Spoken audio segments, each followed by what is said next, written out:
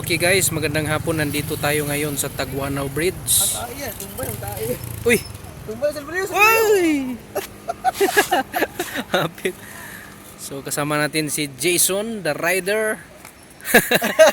So nandito ang aming mga vehicle. So nag-stop by muna kami dito kasi kailangan namin magpahangin. Talaga nga namang may hangin dito sa tulay, no? Dumadaloy ang hangin kasama ng daloy ng tubig. So dito may bundok dito na mini forest na virgin pa. So, parang hindi pa 5 lang or 10? na nagalaw yung bundok. 10 lang ba? So maraming mga motorista dito, no, na dumadaan at nag-standby muna for picture taking.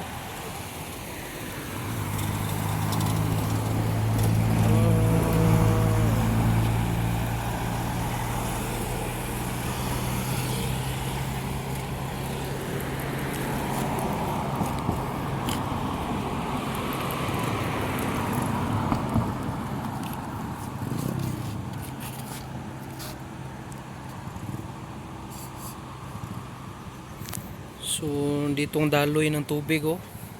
Medyo lubog siya. Medyo lubog.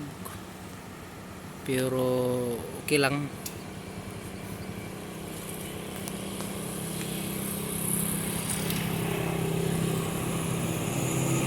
So may mga nag-pictorial din doon, oh, sa gilid ng dike.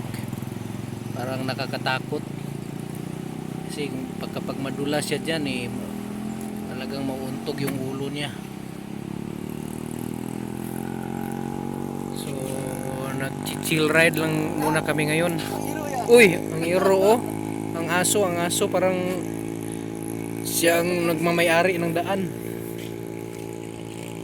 Waki! Yay! Napatunga ang gatong motor para.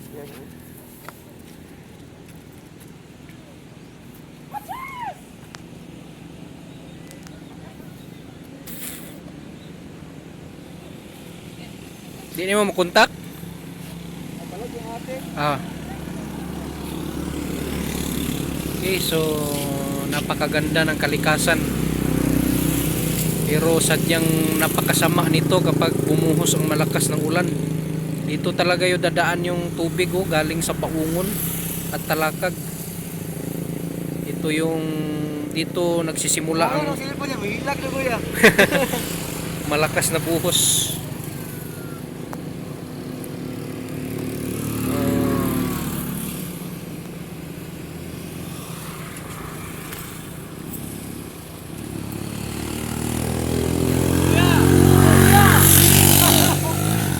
Sa to?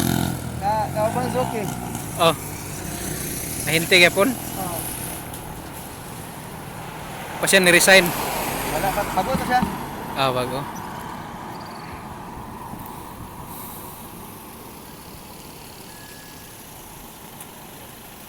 Okay guys, so